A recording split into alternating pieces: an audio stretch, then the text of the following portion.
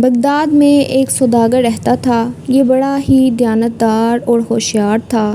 خدا نے اس کا کاروبار خوب چمکایا تھا۔ دور دور سے خریدار اس کے یہاں پہنچتے اور اپنی ضرورت کا سامان خریدتے۔ اسی کے ساتھ ساتھ خدا نے اس کو گھریلو سکھ بھی دے رکھا تھا۔ اس کی بیوی نہایت خوبصورت، نیک، ہوشیار اور سلیقہ مند تھی۔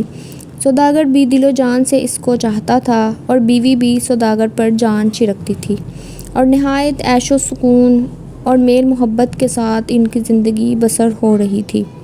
سوداگر کاروباری ضرورت سے کبھی کبھی باہر بھی جاتا اور کئی کئی دن گھر سے باہر سفر میں گزارتا۔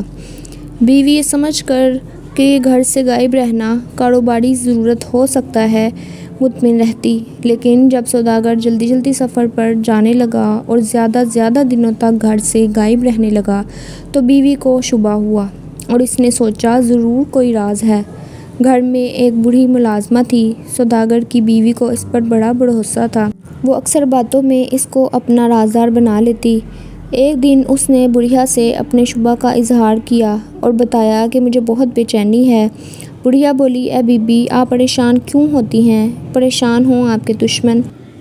آپ نے اب کہا ہے، دیکھنا میں چٹکی میں سب راز معلوم کر لوں گی۔ اور بڑھیا ٹو میں لگ گئی۔ اب جب سوداگر گھر سے نکلے تو یہ بھی پیچھے لگ گئی اور آخر کار اس نے پتہ لگا لیا کہ سوداگر صاحب نے دوسری شادی کر لی ہے اور یہ گھر سے غائب ہو کر اپنی اس نئے بیوی کے پاس جاتے ہیں۔ بڑھیا یہ راز معلوم کر کے آئی اور بی بی کو سارا قصہ سنایا۔ سنتے ہی بی بی کی حالت گیر ہو گئی۔ سوکن کی جلن تو شروع سے ہی مشہور ہے، لیکن آہستہ آہستہ اس نے اپنے آپ کو سنبھال لیا اور سوچا کہ جو کچھ ہونا تھا وہ ہو ہی گیا ہے، اب میں پریشان ہو کر اپنی زندگی کیوں اجیرن بناؤں؟ اور اس نے میاں پر قطعاً ظاہر نہ ہونے دیا کہ وہ اس راز سے واقف ہے۔ وہ ہمیشہ کی طرح سوداگر کی خدمت کرتی رہی اور اپنے برتاؤ اور خلوص و محبت میں ذرا فرق نہ آنے دیا۔ دوسری طرف شریف سوداگر نے بھی اپنی بیوی کے حقوق میں کوئی کمی نہ کی، اپنے رویے میں کوئی تبدیلی نہ آنے دی اور ہمیشہ کی طرح اسی خلوص و محبت سے بیوی کے ساتھ سلوک کرتا رہا۔ شوہر کے اس نیک برتاؤ نے بیوی کو سوچنے پر مجبور کر دیا۔ اس نے سوچا کہ میرا شوہر مجھ سے ظاہر کر کے بھی تو دوسرا نکاح کر سکتا تھا۔ انہوں نے اس طرح چھپ کر یہ نکاح کیوں کیا؟ اسی لیے کہ میرے دل کو تکلیف ہوگی، میں سوکن جیسے رشتے کو برداشت نہ کر سکوں گی۔ اس نے میرے نازک جذبات کا خیال رکھا ہے، پھر اس نے نئی دلہن کی محبت میں آ کر میرا کوئی حق تو نہیں مارا، اس کے سلوک اور محبت میں کوئی فرق تو نہیں آیا۔ آخر مجھے کیا حق ہے کہ میں اس کو اس حق سے روکوں جو خدا نے اس کو دے رکھا ہے؟ مجھ سے زیادہ ناشکرا اور نالائق کون ہوگا جو ایسے مہربان شوہر کے جائز جذبات کا لحاظ نہ کرے اور اس کے دل کو تکلیف پہنچائے؟ بیوی یہ سوچ کر بالکل ہی مطمئن ہو گئی۔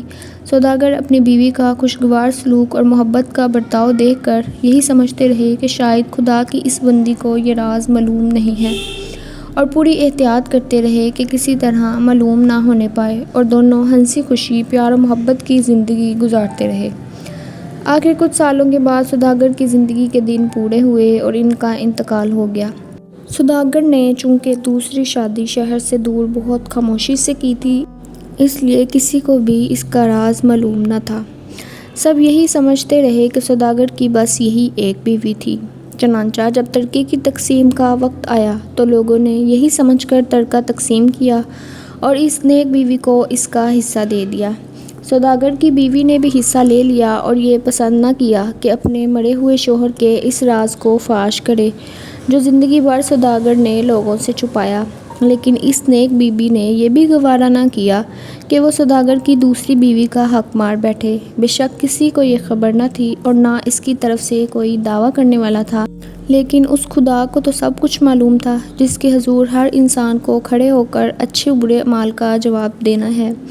سوداگر کی بیوہ یہ سوچ کر کانپ گئی اور اس نے یہ طے کر لیا کہ جس طرح بھی ہوگا وہ اپنے حصے میں سے آدھی رقم ضرور اپنی سوکن بہن کو بھجوائے گی، اور اس نے ایک نہایت معتبر آدمی کو یہ ساری بات بتا کر اپنے حصے میں سے آدھی رقم حوالے کی اور اپنی سوکن کے پاس روانہ کیا اور اس کے ہاں کلوا کر بھیجا کہ افسوس، آپ کے شوہر اس دنیا سے رخصت ہو گئے، اللہ تعالیٰ ان کی مغفرت فرمائے، مجھے ان کی جائیداد اور ترکے میں سے جو کچھ ملا ہے اور اسلامی قانون کی روح سے آپ اس میں برابر کی شریک ہیں۔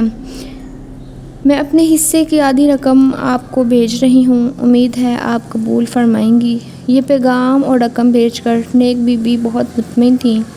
ان کو ایک روحانی سکون تھا۔ کچھ ہی دنوں میں وہ شخص واپس آ گیا اور اس نے وہ ساری رقم واپس لا کر سوداگر کی بیوی کو دے دی۔ سوداگر کی بیوہ فکرمند ہوئی اور وجہ پوچھی۔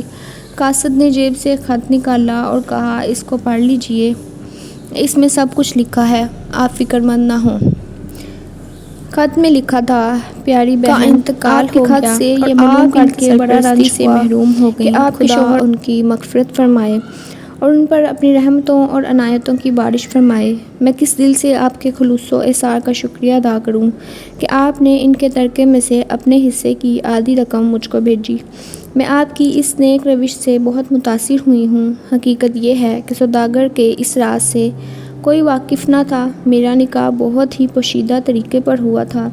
مجھے تو یقین تھا کہ آپ کو بھی اس کی خبر نہیں ہے، اور میں کیا خود سوداگر مرحوم بھی یہی سمجھتے رہے کہ آپ کو اس کی دوسری شادی کی اطلاع نہیں ہے۔ اب آپ کے اس خط سے یہ راز کھلا کہ آپ ہمارے راز سے واقف تھیں۔ سوکن کی جلن طبیعی بات ہے، آپ کو ضرور اس واقعے سے تکلیف پہنچی ہوگی، لیکن اللہ اکبر آپ کا صبر و ضبط۔ حقیقت یہ ہے کہ آپ نے جس صبر و ضبط سے کام لیا اس کی نظیر نہیں مل سکتی۔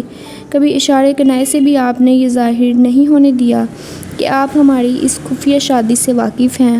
آپ کا یہ اصرار اور صبر و تحمل واقعی حیرت انگیز ہے۔ میں تو آپ کے اس کمال سے انتہائی متاثر ہوں۔ دولت کس کو کرتی ہے؟ دولت کے لیے لوگ کیا کچھ نہیں کرتے، لیکن آفرین آپ کی ایمانداری کو، یہ جانتے ہوئے کہ میرا نکاح راز میں ہے اور وہاں کوئی ایک ایسا بھی نہیں جس کو اس کی خبر ہو اور جو میری طرف سے وکالت کرے، مگر آپ نے محض خدا کے خوف سے میرے حق کا خیال رکھا اور اپنے حصے میں سے آدھی رقم مجھے بھیج دی۔